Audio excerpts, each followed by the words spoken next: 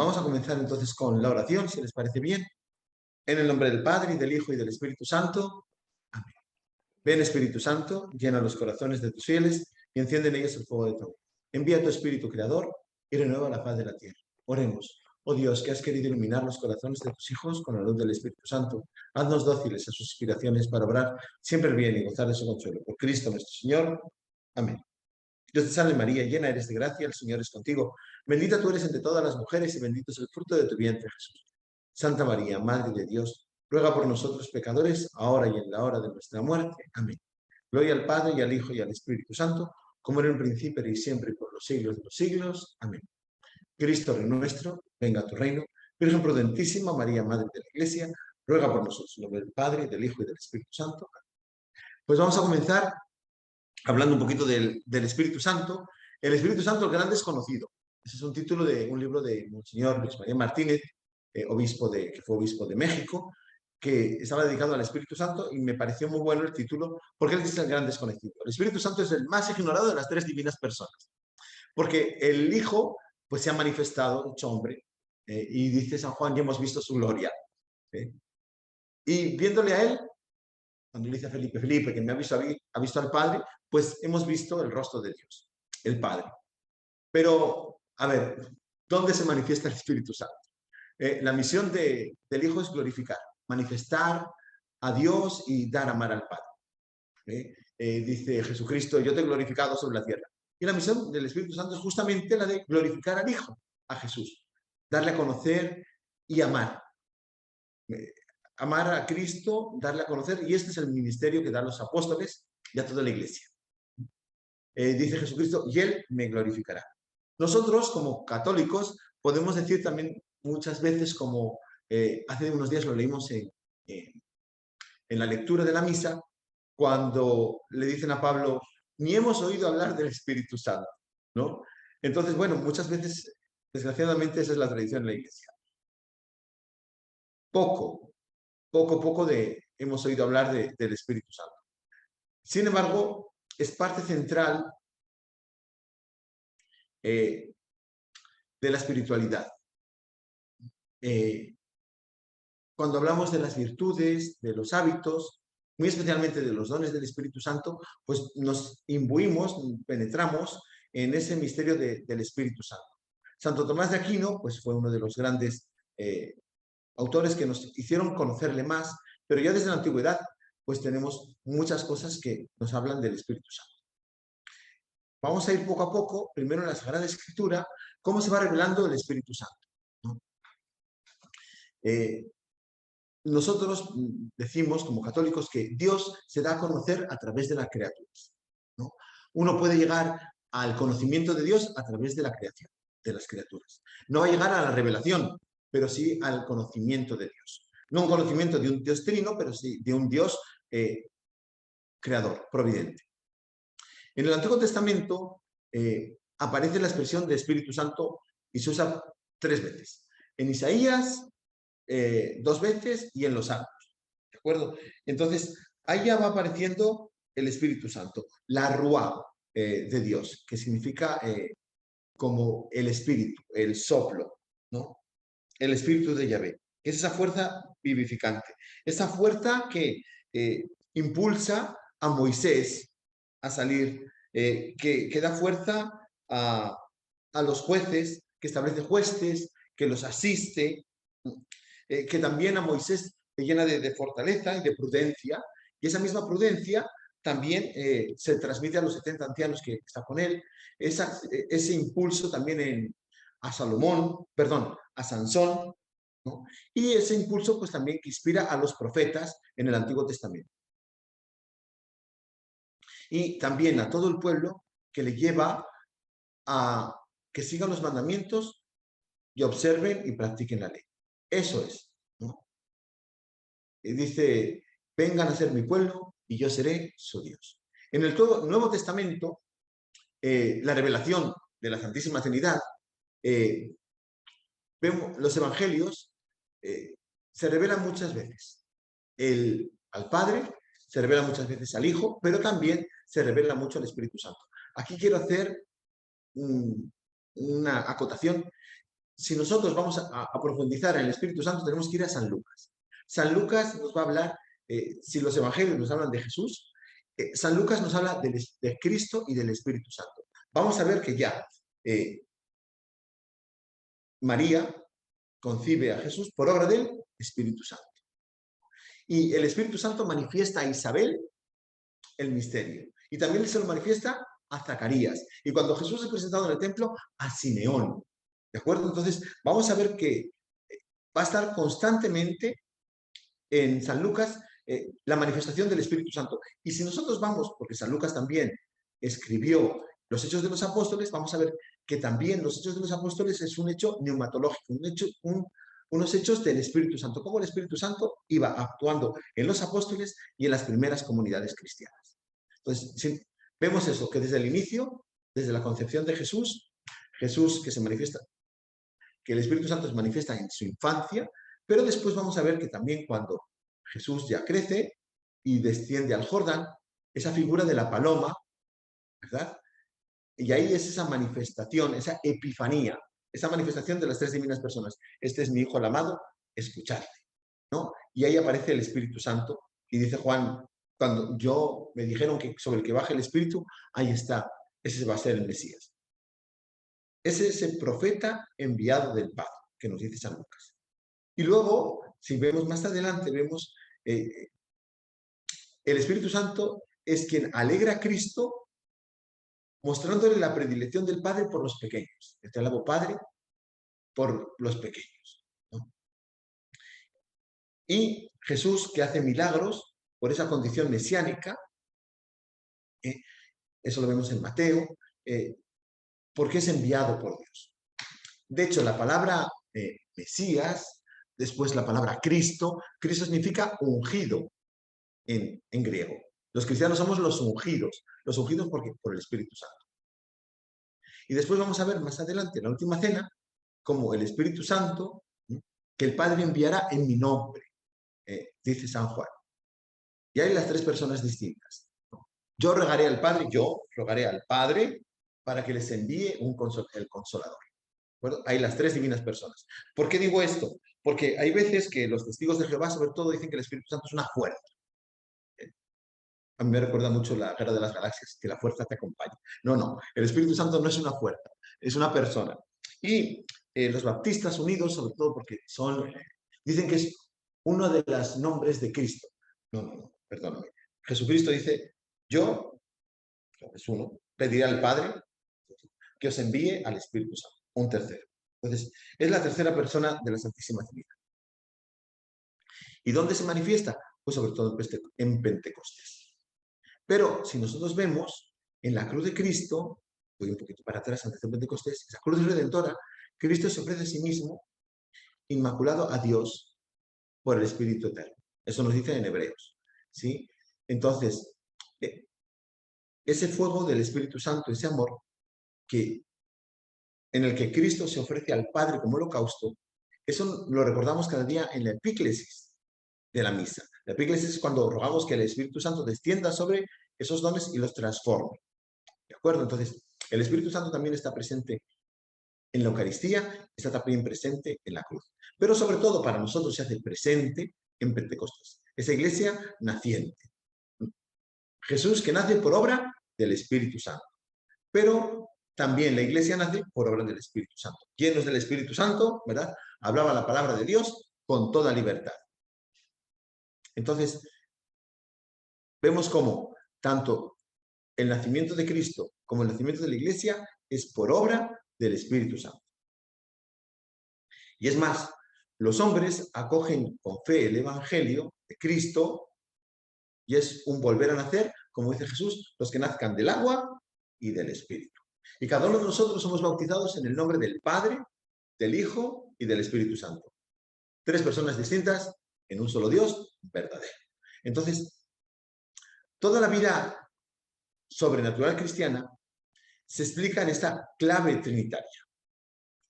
Se vive en Cristo, iluminados y movidos por el Espíritu Santo, y esto que son los hijos de Dios.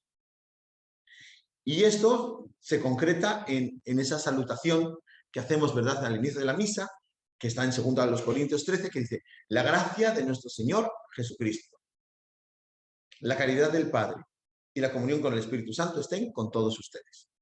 Entonces, ahí está.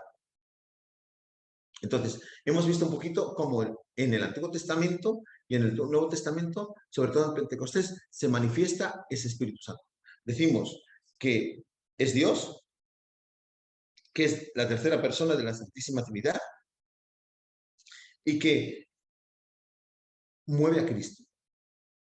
Le lleva, se encarna por obra del Espíritu Santo, es movido al Jordán, incluso es movido al desierto. El Espíritu Santo conduce a Cristo al desierto. Ahí está presente en la última cena, se hace presente también en la cruz y sobre todo en Pentecostés. Entonces,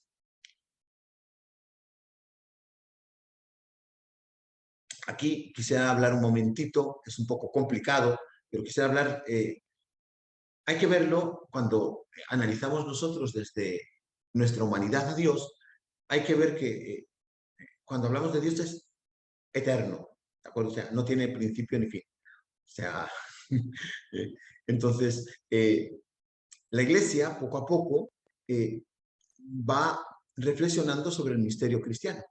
La centralidad del misterio cristiano es la Santísima Trinidad, la encarnación del Hijo de Dios, ¿sí?, con su muerte y resurrección, y la efusión del Espíritu Santo. Entonces,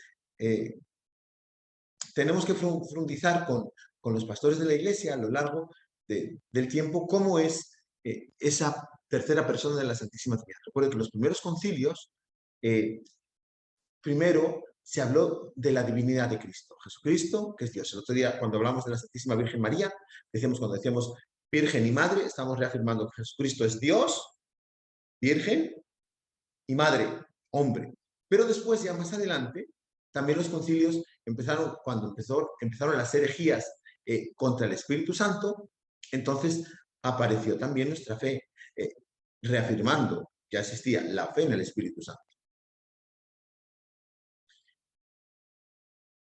Y ahora quisiera leerles un texto que es atribuido a San Ambrosio, ahí por el 397. Dice, la Iglesia Católica, la fe católica es que veneremos a un solo Dios en la Trinidad y a la Trinidad en la unidad, sin confundir las personas ni separar la sustancia, porque una es la persona del Padre, otra la del Hijo y otra la del Espíritu Santo, pero el Padre y el Hijo y el Espíritu Santo tienen una sola divinidad, gloria igual y coeterna majestad. Eso lo decimos nosotros en el credo, ¿no? Que en el Espíritu Santo vamos a decir Señor, o sea, es Dios y dador de vida, que nos da la vida. No solo la vida humana, sino la vida espiritual, que procede del Padre y del Hijo, que con el Padre y el Hijo reciben una misma adoración y gloria, y que habló por los profetas. Eso vamos a decir del Espíritu Santo.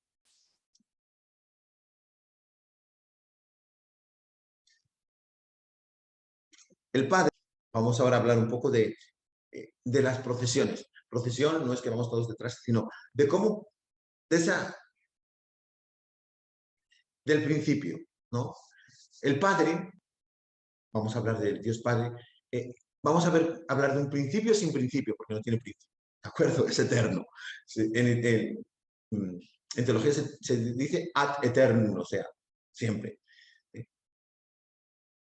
Nosotros cuando decimos que era un solo Dios, Padre Todopoderoso, Creador del cielo y de la tierra, de todo lo visible y lo invisible, entonces estamos diciendo que creo en un Dios Padre que es origen único de cuanto existe, que es eterno, o sea, existe desde siempre, que es omnipotente, o sea, que todo lo puede, que es omnisciente, que todo lo sabe, que es infinitamente bueno y santo, y que no tiene principio porque es eterno y no tiene fin.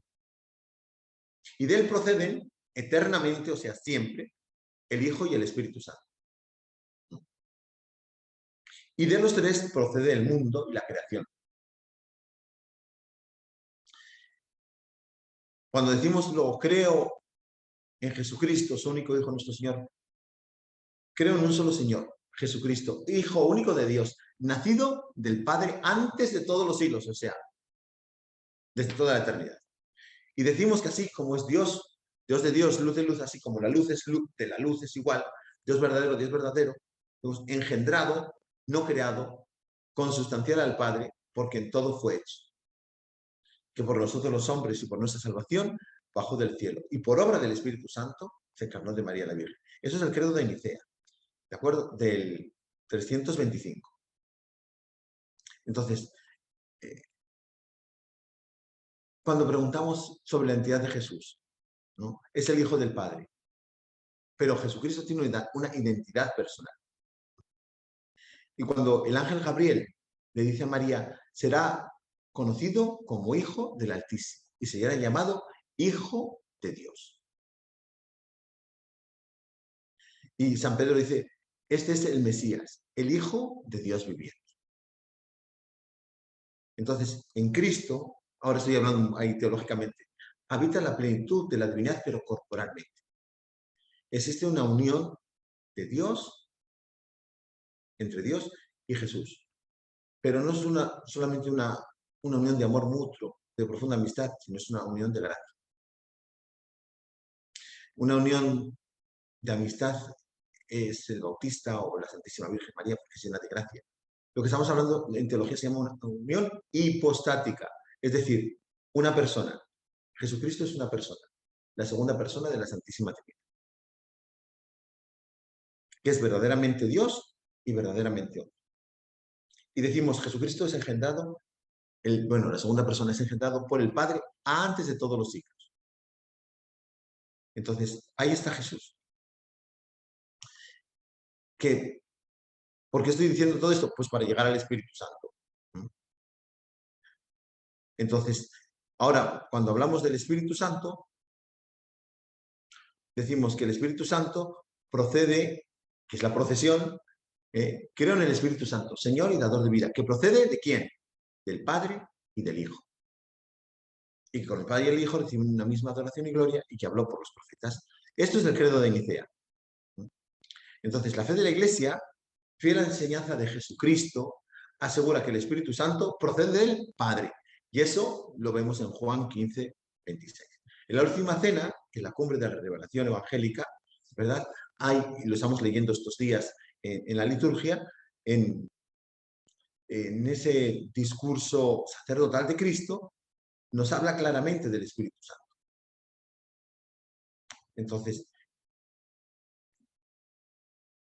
no conocemos al Espíritu Santo más que por la revelación de Jesucristo.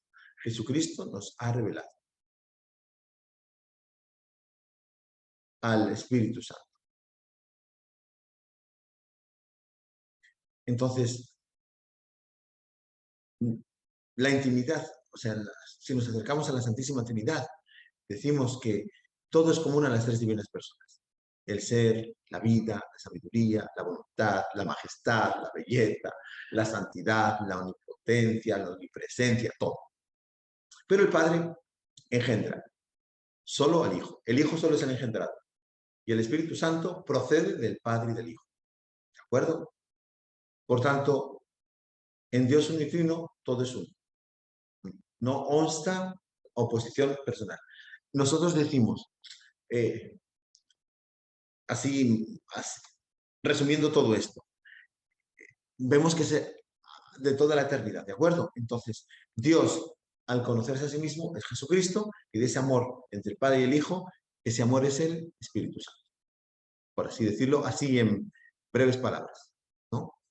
Entonces, para hablar ahora del Espíritu Santo, si tomamos la Sagrada Escritura, hay tres cosas que dicen del Espíritu Santo, tres nombres propios que se le da al Espíritu Santo, que es Espíritu Santo, amor y don. ¿Sí? Dios es Espíritu. Nosotros podemos ver que el Espíritu Santo es Dios también, porque en Hechos de los Apóstoles, ¿verdad? Cuando van a vender el campo, este hombre dice, le dice San Pedro, cuidado porque estás engañando al Espíritu Santo. Tú podías haber vendido el campo y haberte quedado con el dinero, pero tú dijiste que todo el dinero lo pusiste a nuestros pies. Estás engañando a Dios. Es el Espíritu Santo, vemos que es Dios. También nos lo está diciendo ahí al inicio de los Hechos de los Apóstoles. El Señor Jesús, dice San Pablo, el Señor es espíritu. Es evidente que el Padre, el Hijo y el Espíritu Santo, tres personas divinas, son espíritu. Y las tres son santas. Pero se atribuye al Espíritu Santo ese espíritu santificante, que el Padre y el Hijo comunican a los hombres. ¿Sí? Dios también, el Espíritu Santo es amor. Dios es amor, lo dice 1 Juan 4. Las tres divinas personas ciertamente son amor, es amor eterno e infinito. Sin embargo, si lo entendemos en un sentido personal, el término amor conviene exclusivamente al Espíritu Santo, porque en efecto es el amor entre el Padre y el Hijo. Y ese amor es una persona, el Espíritu Santo. Y aquí hago una anotación. La imagen más perfecta de la Trinidad es la familia. El esposo, la esposa, y de ese amor nace el Hijo. El mejor icono, la mejor imagen de la Santísima Trinidad es una familia. Papá, mamá e hijo. El amor es el Espíritu Santo. Les une a los tres el amor. Cuando es tan atacada la familia, es porque el demonio ve en ella esa imagen magnífica, maravillosa de la Santísima Trinidad. Cada familia es un icono de la Trinidad. Y la tercera imagen del Espíritu Santo es don.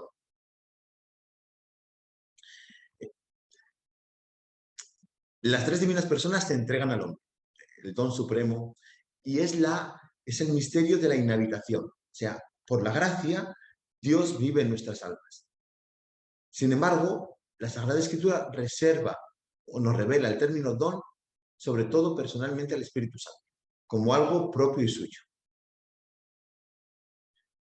Y recordamos cuando dice a los romanos, el amor de Dios ha sido derramado en nuestros corazones por el Espíritu Santo que nos ha sido dado.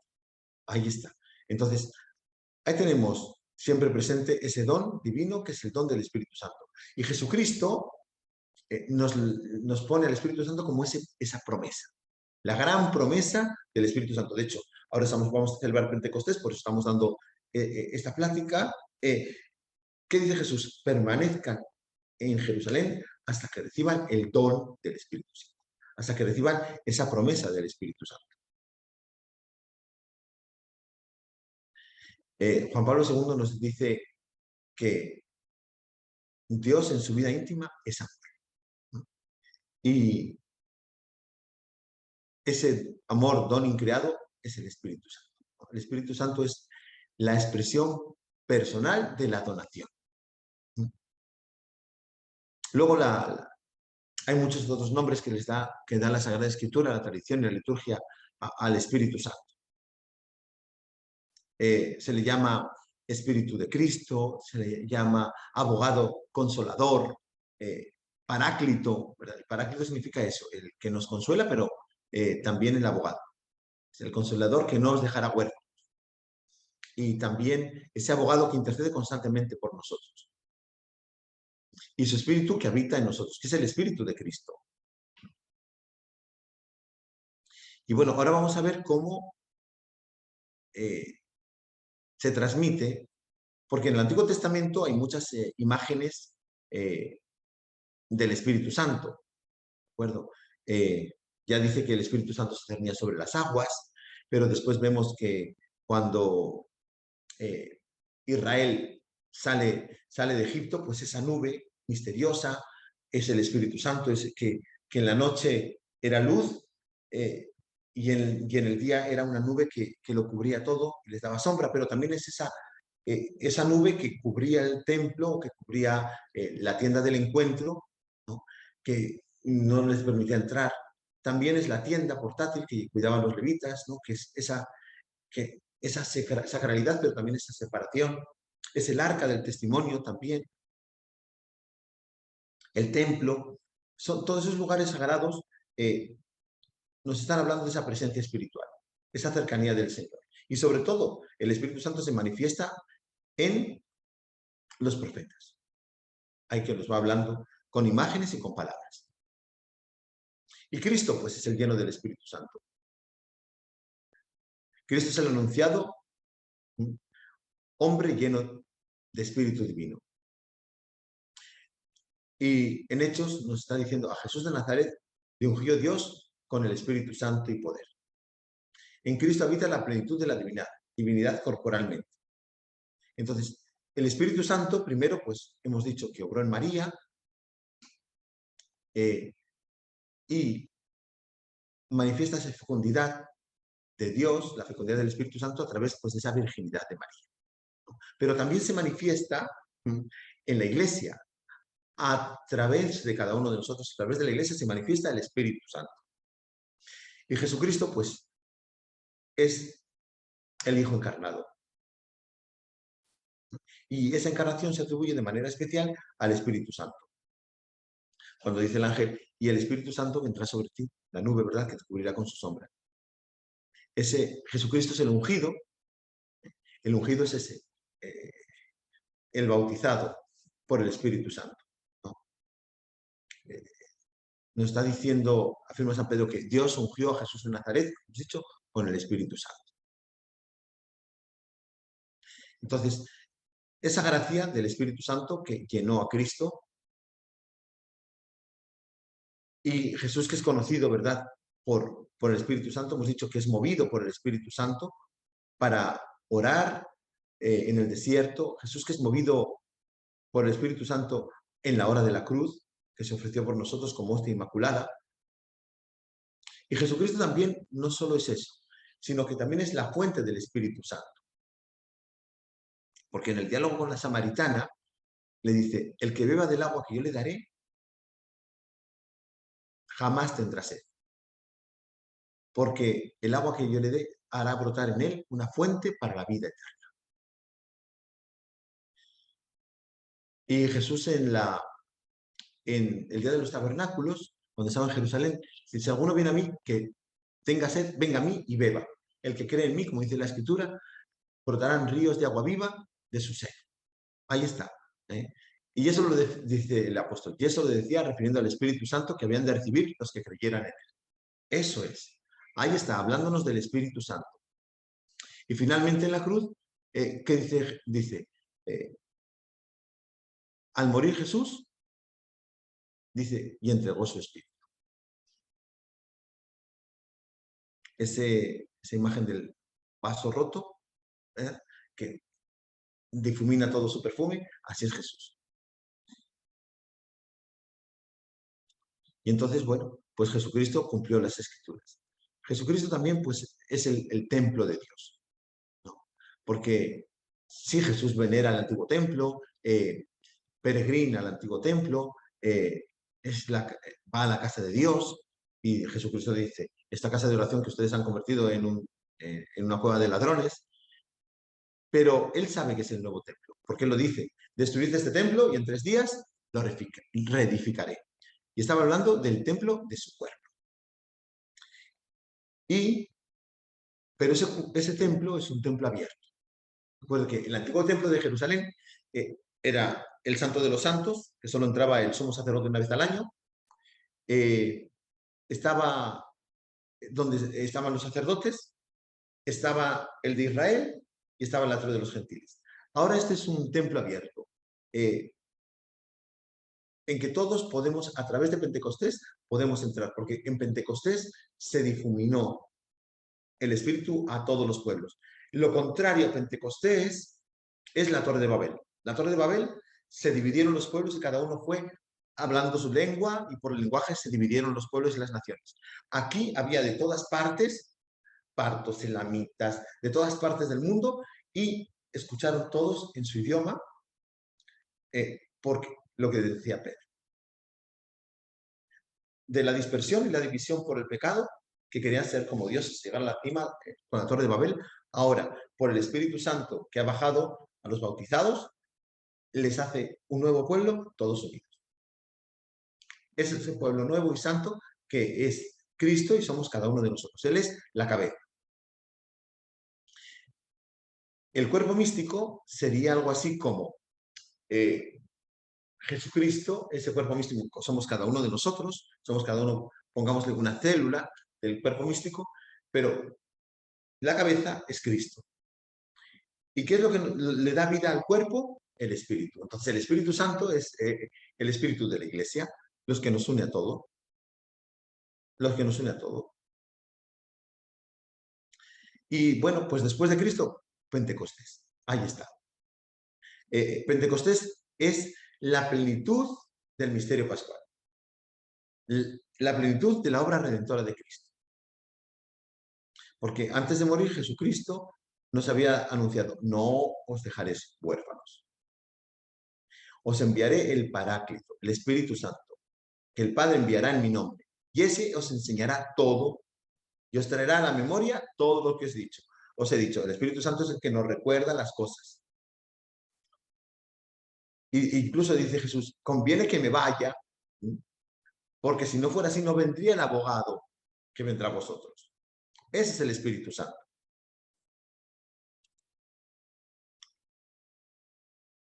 San Agustín, como le estaba diciendo, dice, lo que el alma es al cuerpo, el Espíritu Santo en el cuerpo místico de Cristo, que es la Iglesia. Así es. Entonces podemos decir que el Espíritu Santo es el alma de la Iglesia también. Hay que matizar. ¿Sí?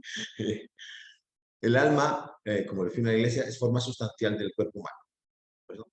Es decir, si lo informa, si le da precisamente el ser humano y forma con él un solo ser, una unidad sustancial. Se puede separar. ¿Sí? Es claro que esta estricta acepción del término no se puede reproducir precisamente al Espíritu Santo respecto a la Iglesia. Porque entonces la Iglesia sería divina. No, no somos Dios. Pero es una imagen. ¿Verdad? ¿Y qué hace el Espíritu Santo? Pues primero que nada, unifica la Iglesia. Como hemos dicho, en Pentecostés unió primero a los apóstoles, unió a todos los pueblos por el bautismo. Recuerden lo que dice Jesucristo. Juan bautizó con agua. Yo os bautizaré con Espíritu Santo y fuego. Nos da ese fuego. Y aquí quiero hacer un comentario. Cuando salió Pedro, le dijeron, parece que está borracho. Y dice San Pedro, no son ni las 9, ¿cómo que hemos bebido? No son las 9 de la mañana. Pero, ¿por qué decían eso? Porque antes tenían miedo y ahora un borracho no tiene miedo. Habla, es locuaz y no tiene ningún miedo. Ellos hablaban sin miedo, con esa fuerza del Espíritu Santo. Y eso es lo que hace el Espíritu Santo. El Espíritu Santo nos quita el miedo, nos hace fuertes. Por eso el Espíritu Santo es el que llama a los apóstoles a hablar, el que lleva a los profetas a profetizar, el que lleva a los santos a vivir una vida santa, sin miedo, sin temor. Entonces, primero hemos dicho que une la Iglesia. Segunda cosa que hace el Espíritu Santo, vivifica la Iglesia. La da vida. Porque nosotros decimos, Señor y dador de vida. Los bautizados en el Espíritu Santo tienen un solo corazón y una sola alma. Es así. El Vaticano II dice que el Espíritu Santo es el espíritu de vida o la fuente de agua que salta a la vida eterna. Porque en el Padre vivifica a los hombres muertos por el pecado hasta que Cristo los resucite en sus cuerpos mortales. O sea, Jesucristo nos da el Espíritu Santo, nos vivifica espiritualmente, pero al final de los tiempos también nuestros cuerpos resucitarán por la acción del Espíritu Santo. Y entonces no solo vivifica, esa vivificación, quiero decir, también es la santificación de las almas. Jesucristo, por la acción del Espíritu Santo, nos da vida. Por los sacramentos recibimos la vida de gracia. Por el bautismo. Si perdimos la gracia, la podemos recuperar con los sacramentos como son la confesión y la unción de enfermos. Y esa gracia va creciendo con los otros sacramentos, con la confirmación, que recibimos la plenitud del Espíritu Santo, con la comunión cuando recibimos a Cristo, y entonces nos vivificamos, nos santificamos, el Espíritu Santo nos hace más santos, y por los otros sacramentos, por el matrimonio, que Dios nos hace esa imagen de la Trinidad, y somos esa imagen del amor de Dios, y el amor de Cristo a la Iglesia y de la Iglesia a Cristo, y también por el orden sacerdotal que nos hace uno con Jesús, para seguir llevando su mensaje y celebrando la Eucaristía y celebrando los sacramentos. Entonces, el Espíritu Santo es el que vivifica a la Iglesia. Pero también tercera cosa, no solo une, no solo vivifica, también mueve y gobierna la Iglesia. ¿De acuerdo? El Espíritu Santo mueve y gobierna la Iglesia, porque la Iglesia tiene diversidad de dones. Hay diversidad de dones, de carismas, de funciones, pero todas nacen ¿de quién? Del Espíritu Santo. Y es ese impulso suave y eficaz que con la gracia el Espíritu Santo mueve el cuerpo de Cristo y a cada uno de los miembros. Y Él produce día a día fidelidad y fecundidad en los matrimonios. Él es la causa de la gracia y la castidad en las vírgenes. Es la fortaleza en los mártires. Es la sabiduría en los doctores. Es la prudencia en los pastores. Es la fidelidad y perseverancia en los religiosos. Es el que produce la santidad en los santos. Es el que concede muchas veces obras grandes y maravillosas, como dijo Cristo, y harán obras como yo y aún mayores. Pero Él no solo da esas gracias externas, sino también esas gracias internas. Si Él habló por los profetas, si Él gobierna la iglesia y lo nomina por los apóstoles, Él también hace que, pues cuando dice Dios, el Espíritu Santo hablara en lenguas y profetizaran, pero el Espíritu Santo es quien elige, quien consagra, quien envía a los profetas, a los pastores. Él es el Espíritu Santo. Es el que orienta a la iglesia. Y hemos dicho que no solo las gracias exteriores, las cosas que vemos, sino el trabajo que va haciendo en cada uno de nosotros. Y aquí rápidamente quisiera hablarle, ¿qué hace el Espíritu Santo en cada uno de nosotros como cristianos? Pues primero, la inhabitación. La inhabitación, la Trinidad Divina está, el Espíritu Santo habita no solo en la iglesia, que es el cuerpo místico, sino en cada uno de nosotros. Por la gracia del Espíritu Santo, cuando vivimos en gracia, la Santísima Trinidad vive en nosotros, la inhabitación del Espíritu Santo. El Espíritu Santo está ahí, constantemente, dentro de nosotros. Dice San Pablo a los romanos, el Espíritu Santo nos hace hijos de Dios. Y nos mueve a hacer todas las obras buenas. El Espíritu Santo, ¿verdad? El Espíritu Santo, ese agua y fuego, nos purifica del pecado. Eso es. Y solo podemos amar al Padre y a los hombres como Cristo nos amó por la caridad de Dios que ha sido derramado en nuestros corazones por la fuerza del Espíritu Santo que nos ha sido dado. Y el Espíritu Santo es el que nos llena de gozo y alegría en nuestras almas. Cuando hay ese gozo espiritual, esa alegría, es don del Espíritu Santo. Pero el Espíritu Santo es el que nos da la fuerza apostólica como a los apóstoles que parecían borrachos. ¿Por qué? Porque testimoniaban a Cristo sin vergüenza, sin miedo. Pero también da la fecundidad espiritual. Porque no solo es hablar, el Espíritu Santo toca las almas. Y con su palabra, con su poder, el Espíritu Santo va actuando. Y nos concede, el Espíritu Santo, ser libres del mundo que nos rodea. Y sobre todo el Espíritu Santo, y ahí sí quiero recalcar que nos ayuda a orar. Él nos enseña a orar. Hace posible que la oración sea posible en nosotros. Él viene en nuestra ayuda, ¿no? Y Él ora a nosotros con palabras inefables, dice San Pablo. Entonces, toda la vida espiritual cristiana es vida sobrenatural del Espíritu Santo. Es más, cuando nosotros perdemos la gracia de Dios, desgraciadamente, por un pecado, pero entonces nuestra alma queda dañada, no perdemos la inhabitación de Dios en nosotros, pero el Espíritu Santo, no desde dentro, desde fuera, nos mueve a la conversión. ¿Sí? O sea, la acción del Espíritu Santo no es una acción de nosotros, es una acción de Dios, viene de fuera. Nosotros podemos acogerla o no, pero viene de fuera. Y siempre el Espíritu Santo nos va a llevar a la conversión. Cuando una persona, y aquí quiero hacer también un hincapié, cuando una persona me dice, Padre, estoy en pecado por X, Y o Z, y entonces pues todas mis obras, ¿verdad? Pues no sirven para nada, porque no están bañadas por la gracia de Dios. Bueno, pero está haciendo que el Espíritu Santo se active. Ahí está el Espíritu Santo activando en usted y esas buenas obras le van a llevar a esa conversión. ¿De acuerdo? Entonces, ahí está el Espíritu Santo siempre actuando, siempre llevando. Por eso nunca podemos decir, no se puede, esta persona no se va a convertir. El Espíritu Santo siempre está ahí. Siempre está ahí. Ahí está moviéndonos, llevándonos, trabajándonos, guiándonos por unos caminos que nosotros no conocemos. Pero Dios sí los conoce. Esa es la acción del Espíritu Santo. Yo, bueno, quisiera terminar aquí con la inhabitación del Espíritu Santo. Podríamos hablar de los dones, que eso pues explaya mucho Santo Tomás y los compara también los dones con las virtudes, incluso con los frutos del Espíritu Santo. Pero bueno, ahí vamos. Tenemos que decir que el Espíritu Santo es esa tercera persona de la Santísima Trinidad que muchas veces lo olvidamos, pero que está constantemente iluminándonos y guiándonos. ¿Para qué? Para crecer en santidad. Es el santificador.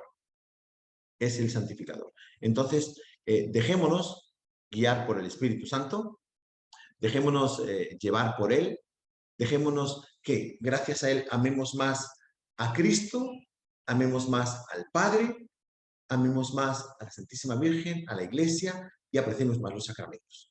Bueno, yo creo que aquí acabo porque si no me puedo extender mucho más y yo creo que hasta aquí, y esto ha estado bastante denso, ¿sí? Entonces, si tienen alguna pregunta, pues encantado. Es que pensamos muy poco en el Espíritu Santo, ¿de acuerdo? Es más cercano a Cristo, es más cercano quizá incluso al Padre, pero el Espíritu Santo no se le ve, pero siempre está actuando. Es el amor no se ve, pero siempre está ahí. Y uno descubre cuando hay amor y cuando no hay amor. Una belleza. Y por eso también nosotros, los legionarios, siempre, y el movimiento, siempre invocamos al Espíritu Santo. ¿Para qué? Para que Él sea el que, como en Pentecostés, nos guíe, nos ilumine, nos lleve por los caminos que Él quiere, no por los que nosotros queremos. Los caminos de Dios, no los nuestros. Y luego la famosa advocación Virgen Prudentísima, María Madre de la Iglesia. ¿Por qué prudentísima? Porque hay que ser prudentes, con la prudencia de Dios, no con la prudencia humana. Y luego, Madre de la Iglesia, ¿por qué? Porque ella estaba orando con los discípulos, y ahí está, apoyándolos, animándolos, orientándolos, guiándolos. Y así tenemos que dejarnos llevar, porque ella es la obra más perfecta del Espíritu Santo. Entonces ya damos gracias y nos vamos. Muy bien. En el nombre del Padre, y del Hijo, y del Espíritu Santo. Amén. Te damos gracias, Señor, por todos tus beneficios, a ti que vives y reinas por los siglos de los siglos. Amén. Cristo, Rey nuestro, venga a tu reino. Virgen prudentísima María, Madre de la Iglesia, ruega por nosotros. En el nombre del Padre, y del Hijo, y del Espíritu Santo. Amén. Pues que Dios les bendiga, y bueno, que tengan mañana un buen día del Sagrado Corazón de Jesús, en este mes del Sagrado Corazón. Y es mes del Sagrado Corazón porque en junio se le apareció el Sagrado Corazón a Santa Margarita María. Pues que Dios les bendiga.